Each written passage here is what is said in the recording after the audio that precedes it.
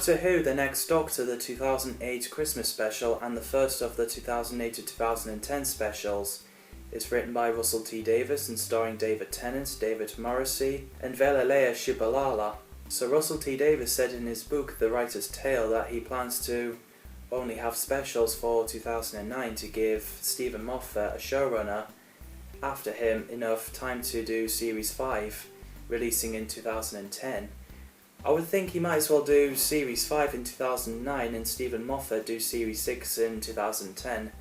But I understand if Russell is too exhausted to do another series. He announced in 20th of May 2008 that he's stepping down from being a showrunner, and David Tennant is stepping down from the role as the Doctor in 28th of October 2008 at the National Television Awards, and that the specials will be his last. So Russell T Davies also said in The Writer's Tale that the Doctor would meet a guy who claims to be the Doctor, played by David Morrissey. In terms of coming up with a title of the episode, he thought The Two Doctors. That's pretty good, but it's taken. The New Doctor, but he quite liked The Next Doctor. After the success of Kylie Minogue's Astrid Peth being the one-off companion, he decided against the idea, but decided against it after jokingly offering up Cheryl Cole on boards in the Hindenburg as an example.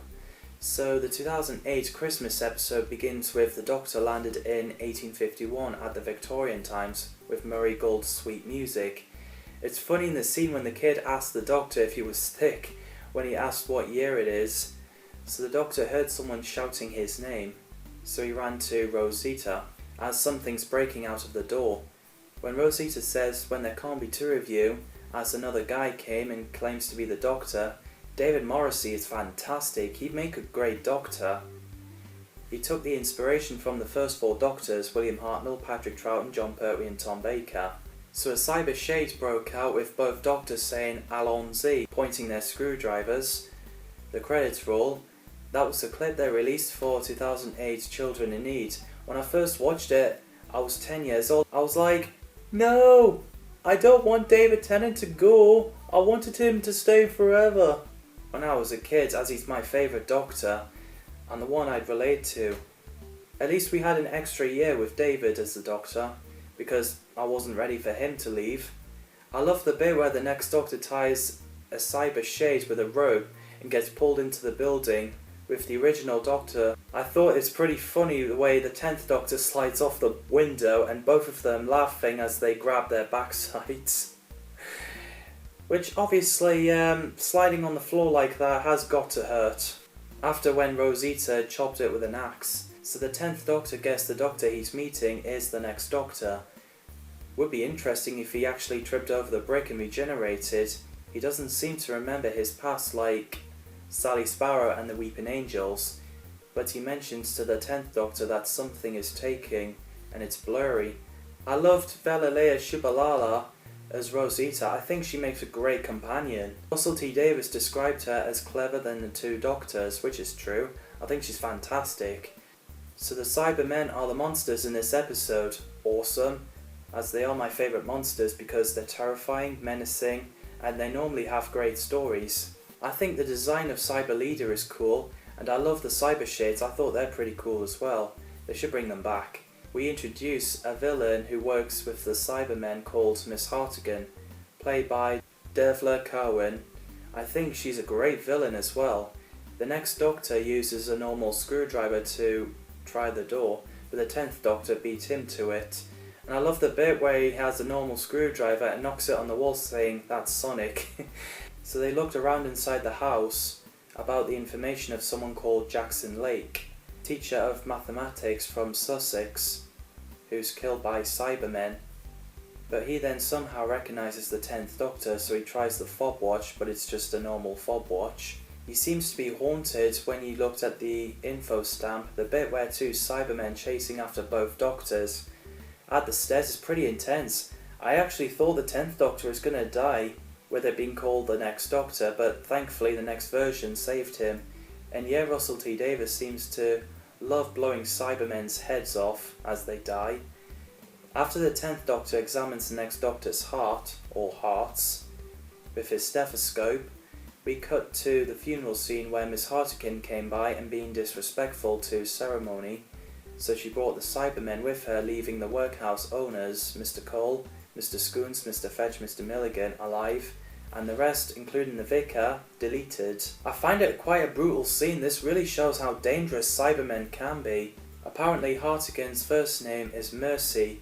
At least the TARDIS translate is very clever, as it would sound odd that if she was called Thank You Hartigan. So both doctors reunite with Rosita in the stable that he uses as a temporary base, with Jackson's luggage lying around as evidence. It's funny, every time the 10th Doctor uses a sonic screwdriver and the next Doctor hears it and the 10th Doctor just tells him that he's whistling. So the 10th Doctor is curious to see what the next Doctor's TARDIS looked like. It turns out to be a hot air balloon. I love how that version of the TARDIS stands for Tethered Aerial Release Developed in Style. I think it's brilliant. I have no idea how they came up with it. It's really clever. Even the 10th Doctor really likes it. When he's like, "Good TARDIS." We have a bloke looking after it called Jed, so the 10th Doctor came to realise that the next Doctor is not who he says he is, so both Doctors and Rosita sat in the room. He explains about the connection between Jackson Lake and the next Doctor, the Cybermen and Daleks and Void and stuff. He sees JL initials on fob watch, so it turns out the guy who's supposed to be the next Doctor is actually Jackson Lake. I love the scene where the Doctor shows the footages of the previous Doctors and reveals to Jackson who the Doctor is. The sad scene is where Jackson has a flashback and remembers his wife Caroline is killed by the Cybermen. And so after the Doctor hears an alarm saying "Call to arms," he ran off, and Rosita went after him and realises that the owners of the workhouse are taking a lot of children.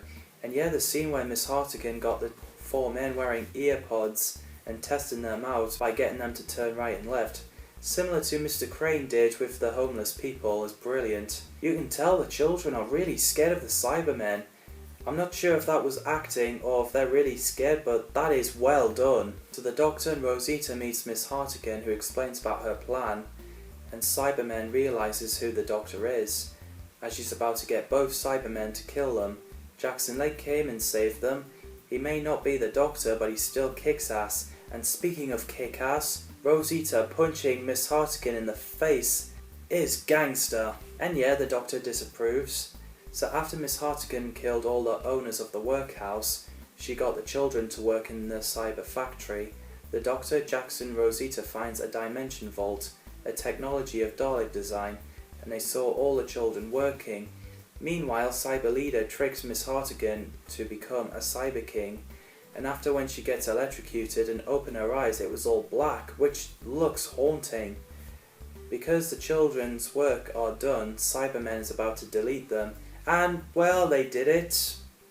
And the Doctor has failed. He went down on his knees in tears and cried. And Jackson and Rosita didn't forgive him because all the children are gone. Okay, that really didn't happen. No, the Doctor, Jackson and Rosita stopped the Cybermen and saved the children just in time and got them out of the factory. Miss Hartigan's line, "I am Cyber King and you will obey me," is very similar to the Master's line. So the Cyber King rised up, marching over the Victorian London. Apparently a kid asked why there isn't a gigantic Cyberman marching over Victorian London on the history books, which is a fair point, until we get to Series 5. Russell T Davies and Julie Gardner jokingly said several possibilities of alternate history of Doctor Who England, like Slitheen's spaceship didn't crash into Big Ben, or that perhaps maybe everyone has retconned by the soon-to-be-born Torchwood or anything like that, but that gets mentioned in Series 5's episode Flesh and Stone, which we'll talk about it in that retrospective. But yeah, I do like the Cyber King. So while Jackson Lake watches kids leaving the factory, he sees a little boy standing on the platform high up on the machine. While getting the flashback of his wife being killed, he realises a memory missing is his son being taken by Cybermen. Fredwick is too scared to get down, so the Doctor grabs the rope, cuts it free from the tether and flies up to the platform where Jackson's son, Fredwick, is standing. So Fred went on the Doctor's back and swung away from the explosion. I love this bit. That reminds me who the Doctor is. This is one of the reasons why David Tennant is my favourite Doctor. So after they got out of the factory and saw Cyber King, the Doctor went to Jackson's stable and asked Jed to help preparing Jackson's TARDIS to fly. So while Cyber King is shooting at random places in London, the Doctor flies Jackson's TARDIS, dropping the items he doesn't need. So the Doctor offers Miss Hartigan to find a home where her and Cybermen can live in peace, but of course she refuses. So the Doctor uses Info Stamp to break the cyber connection, leaving her mind open. The moment where Miss Hartigan realizes what she became, she screams in horror with the throne electrocuting, the place exploding, Cybermen, Cyber Shades and Miss Hartigan blown up, leading to Cyber King's self-destruct. So the Doctor uses the Dimensional Vault to send Cyber King into the time vortex to be harmlessly disintegrate. Apparently Russell T Davies wasn't happy with this scene, but he couldn't think of a way to stop the Cyber King from crushing London. But he had a different idea in this alternate ending. Davies imagines Miss Hartigan should have destroyed the Cybermen when she screamed, but she's still in the chair. As the Cyber King falls to the earth, the Doctor calls out to her saying, "Save them." But Julie loved the idea, and I think it's a great way to end the Cyber King if you ask me. So Jackson Lake tells everyone that the Doctor saves lives 1,000 times and he's never been thanked. So he got everyone to give him a round of applause, which is a nice scene. It shows us what heroes deserve after saving lives, like what Spider-Man did. So Jackson became a widower and with Rosita and a nursemaid, I think. So the Doctor shows Jackson the real TARDIS. It is a great scene as well. He wants to take Jackson to another planet, but he's like, no, no, no. Despite the Doctor couldn't bring himself to join them for Christmas dinner, Jackson Lake makes it a demand, which changed the Doctor's mind. It's a fantastic ending. They should bring David Morrissey back as Jackson Lake. So, that's the next Doctor, and I love it. My top 5 favourite Christmas specials. What did you guys think of the next Doctor? Let me know in the comments down below. As always, thanks for watching, and see you in the next video.